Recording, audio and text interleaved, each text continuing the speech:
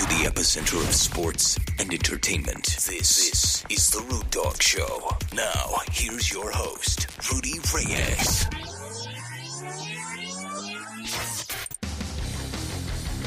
And welcome to The Rude Dog Show. This is Rudy Reyes. Good afternoon, everybody.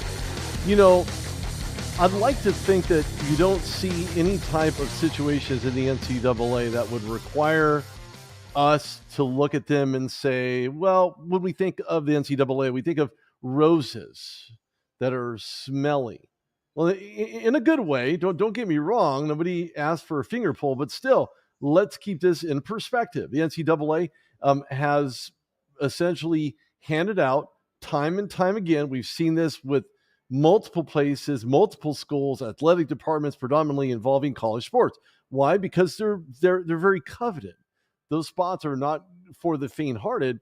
More importantly, it's as if we're seriously casual about it. Maybe the NCAA is casual about this, but more importantly, I mean, let's be honest here. When we look at the amount of collections of the most violations, doesn't exactly ring any bells. It doesn't make you want to store them in a trophy case and show them off. Oh, look, we've received this violation, or we have that violation. This one was attributed to just multiple people involved in a big scandal. I mean, we covet these so well. No, not going to happen. This is Rudy Reyes on the Rude Dog Show.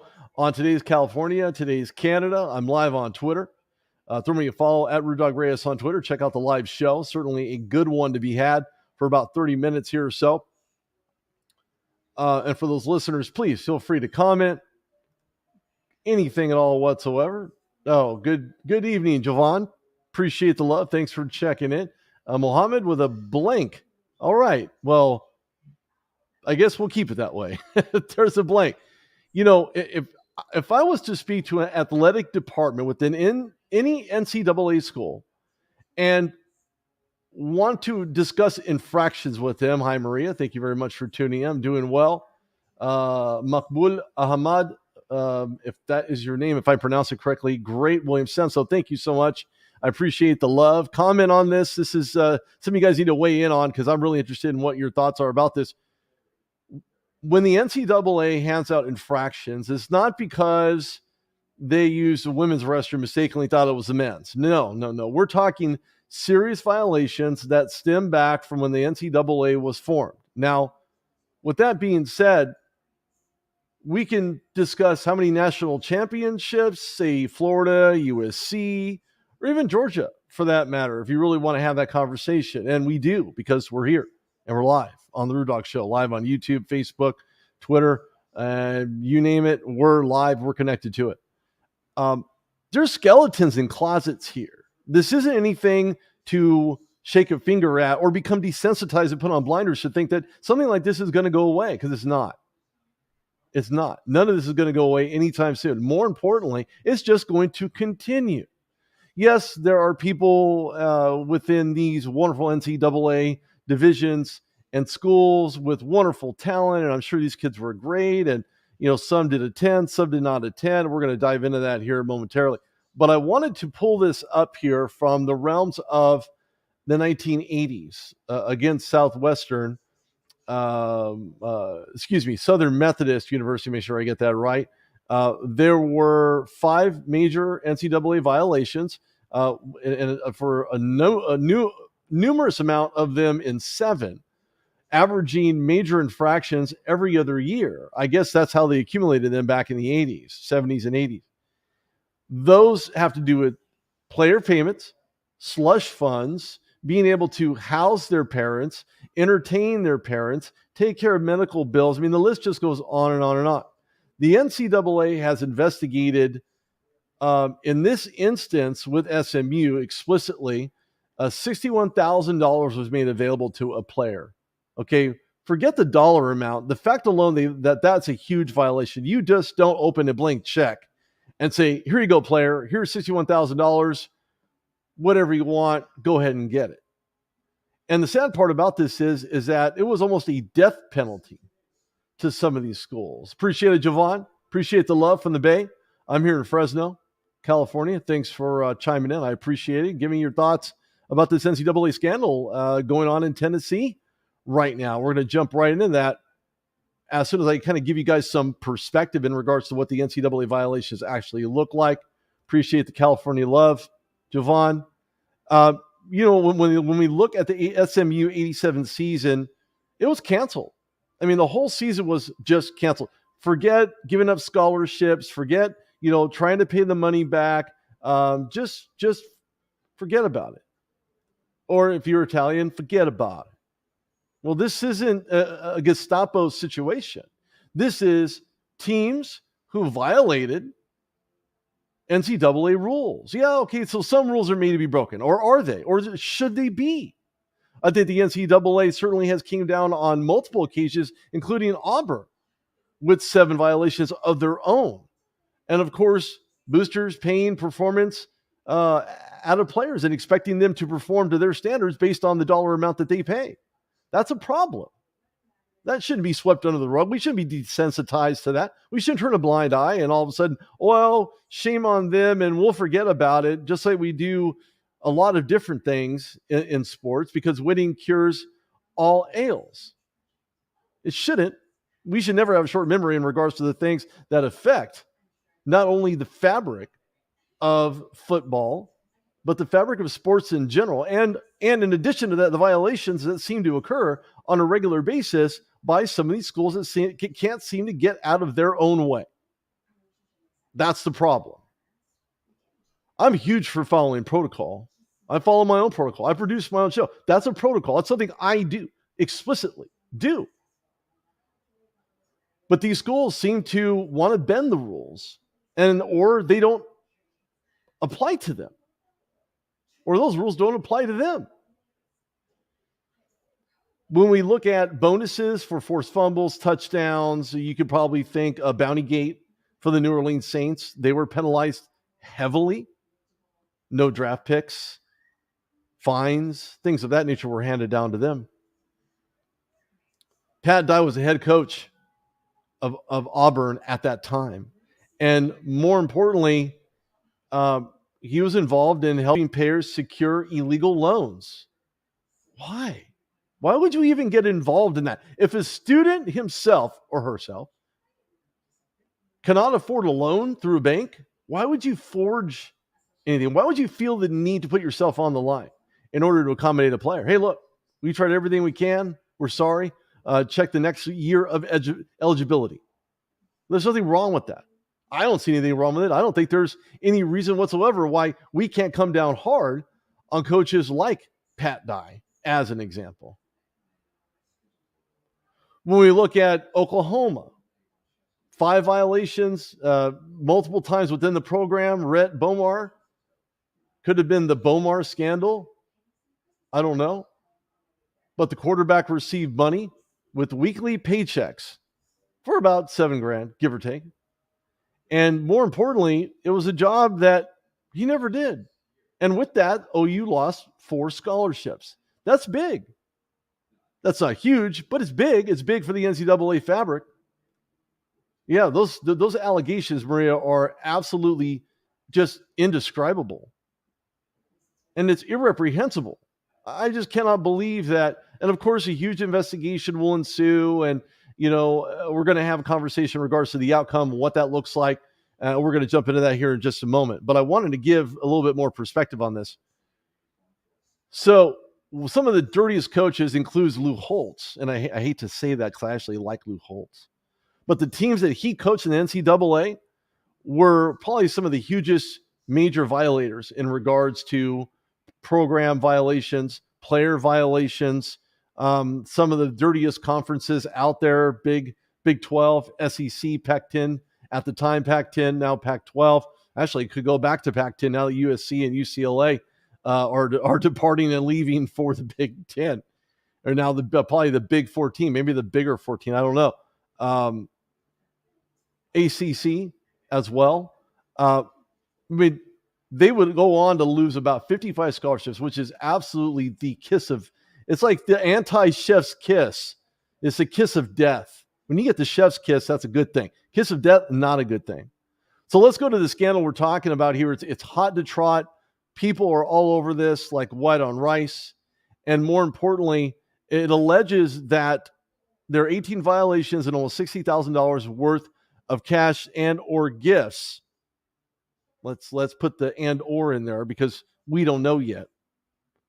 And it was by Coach Pruitt, his wife, who's a part of the NCAA hierarchy, recruiting staff, and at least a booster was involved in this situation. Hola, ¿cómo está? Rodolfo Flores from Central Mexico. I appreciate you tuning in, my friend. Thank you so much. I appreciate it. Shout out to Mexico. And as if the NCAA credited Tennessee for the violations. In other words, they praised them for the fact that they had given up all the information. They voluntarily had given in to the investigative process to say, well, we'll commend you, even though we're going to give you the death penalty in regards to these violations. And the NCAA states that Pruitt staff gave players cash and or gifts, or a combination of the two, throughout his tenure while at the Tennessee Volunteers from 2018 to 2021. That's a long time. That's a long time. And that's a lot of money. Forget the violations for a second. That's just a lot of money. A lot of money to give to the parents, a lot of money to give the kids, just a lot of money in general. That in itself is a huge problem, a huge issue. I don't see that going away either anytime soon. And the saddest part about that is that this could be ongoing underneath the noses of other athletic departments throughout. It's the saddest part of all. I don't see it stopping anytime soon, but they committed four level infractions at the highest level, which is level 1. You have low level stuff, level 4, level 3, level 2, level 1. Jeremy and Casey Pruitt, violators number 1. They led the charge in this entire problem. This entire investigation ensued because they misappropriated money, paid players, entertained players and their families, entertained their families, paid medical bills for one mother of a future player that actually didn't play at all. He didn't play it down because it was part of the recruitment process. That's brutal. Derek Ansley, Shelton. Now beat this. Shelton Felton. Talk about no rhyme, no reason. Brian Niedermeyer. How's that for a baloney name? Recruiting staff. Drew Hughes. Bethany Gunn. Chantrice Boone. No relation to Daniel Boone, hopefully. There are key players that met with Pruitt's football recruiting scandal. You can go find your photos if you'd like. Shout out. Thank you, Oksana Dia from San Francisco. Lots of California love today. Love it. And yes, Maria, level 4 infraction, which is not bad, but level 1 infractions are even worse. The worst of the worst of the worst. None of these individuals aforementioned work for Tennessee anymore. And the saddest part about that is that when you look at the tenure while they were there, there's a lot of damage ensued. A lot of damage, a lot of people involved in the process, and they either left or their own intention on leaving due to the investigation in November of 2020. Of course, we all know what was rampant there, and it was the Tennessee Volunteers and their athletic department going through this tumultuous COVID period, but violating that as well. And again, that's another infraction. That's another violation. I mean, this is filled with nothing but brick walls. You cannot poke holes in this. This is completely and irreprehensibly done by the Volunteers, by the organization, by the NCAA school, by the athletic department, coaches, boosters. And the sad part is that all these other schools that have ever had anything to do with violations just like this know exactly what's going on here. They can attest to this. Do they want to have a conversation? Probably not. I wouldn't want to have a conversation about how I was involved in an NCAA level 1 infraction. No, I don't think so. And the sad part is that NCAA felt the need to praise them for their handling. And I quote, the actions taken by the institution during the investigation should be standard for any institutional inquiry into potential violations, end quote. What? Like that even matters? What difference does that make? Is that going to level the playing field? Literally and figuratively? Probably not. I wouldn't want to be part of that conversation. I wouldn't even want that on my resume. Oh, why are you looking for a job, sir? Oh, I see. You were committed of level 1 NCAA violations. Don't call us, we'll call you.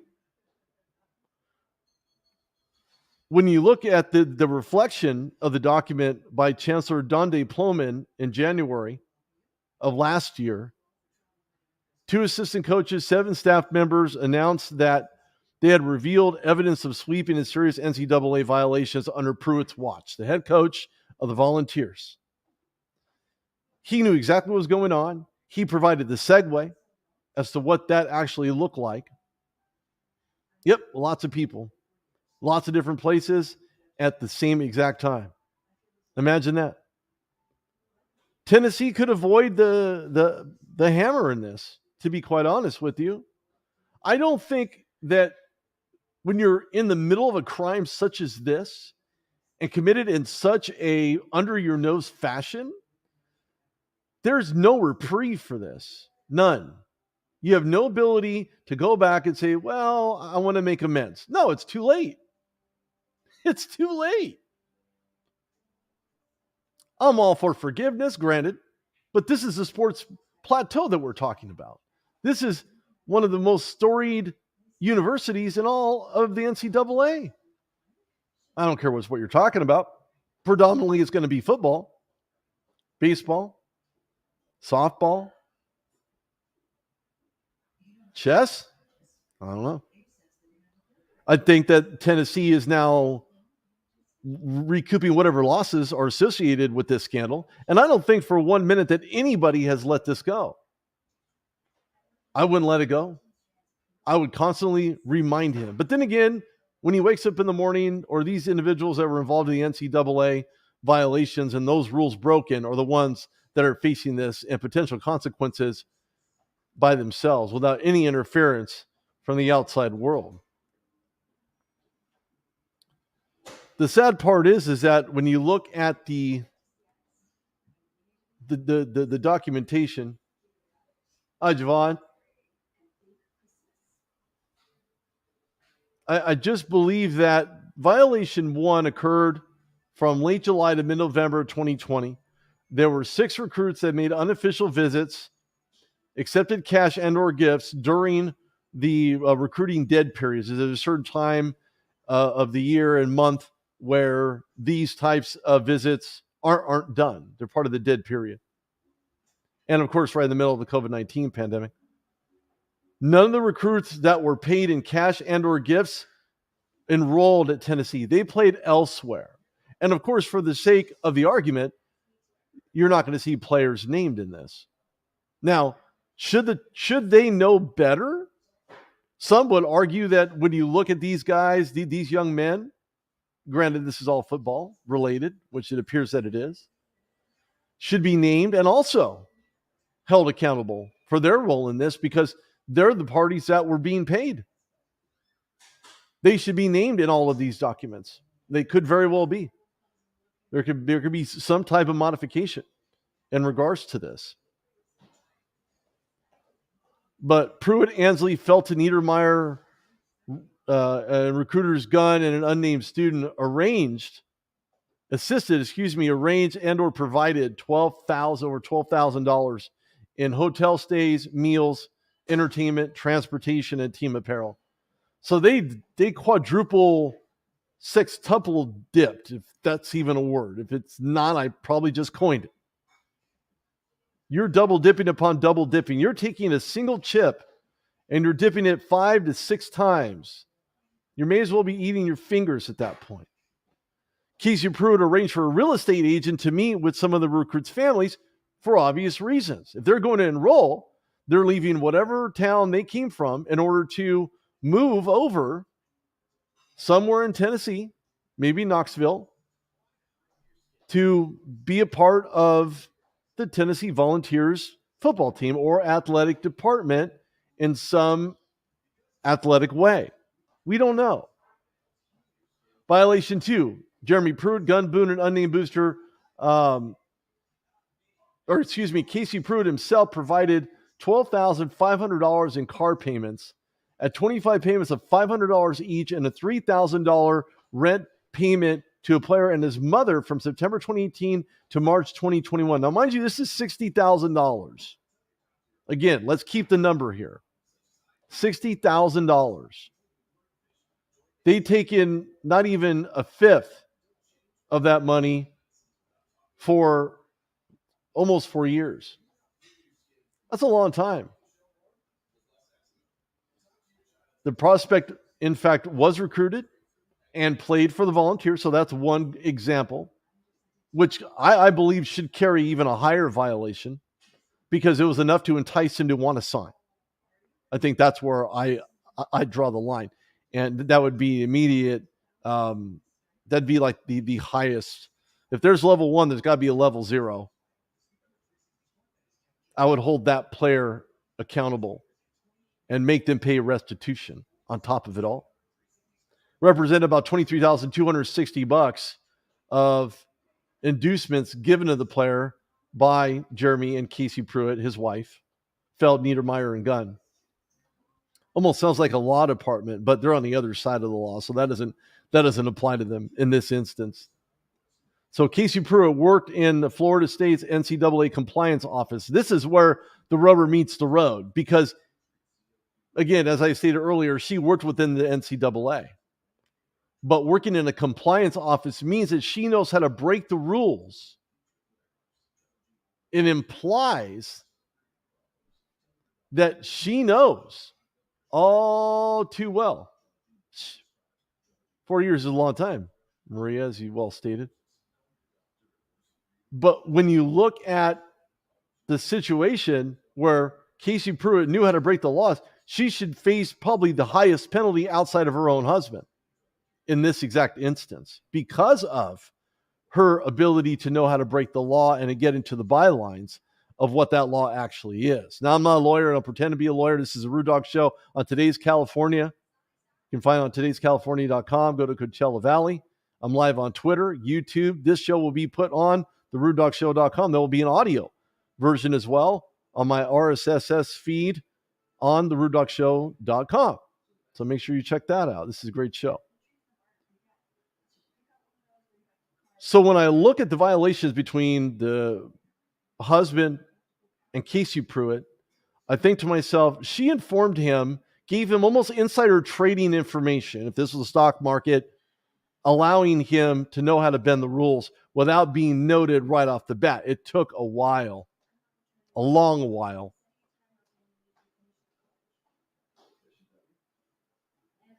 So looking at Troy University's compliance office, there was another defensive coordinator who started verifying players' eligibility and ensuring that they followed the NCAA rules. But little did they know they were following some rules, but clearly and obviously not all of them, where they were caught and basically red-handed, in fact.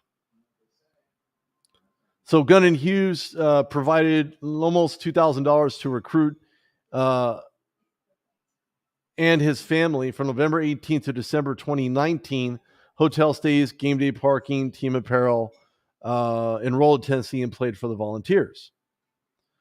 The fifth violation, Niedermeyer and Gunn arranged for almost $2,500 to recruit his family, including more hotels, more stays. This is just an ongoing. I mean, there are so many violations here, and they're detailed within their own right. Each violation will carry a huge penalty, a kiss of death penalty to the Volunteers moving forward. They could very well end up scrapping the entire season. That I don't know, and nor am I going to speculate on that. But if I was going to, and I was a speculator, I would rip that system apart and change everything possible within the Volunteers' athletic structure.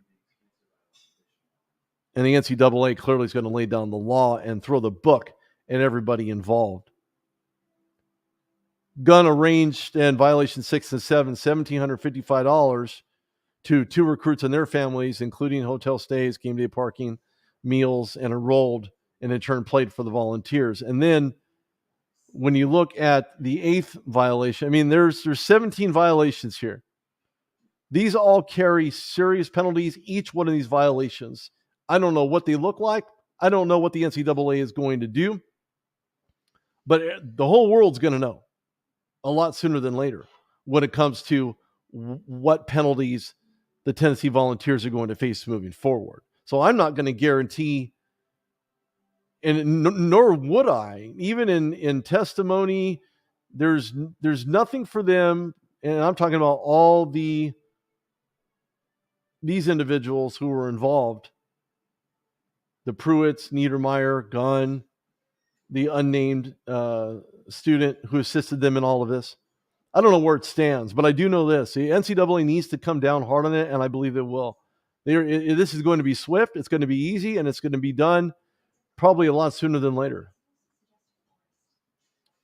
It's just sad that when you look at an NCAA team, FBS, FCS, doesn't matter.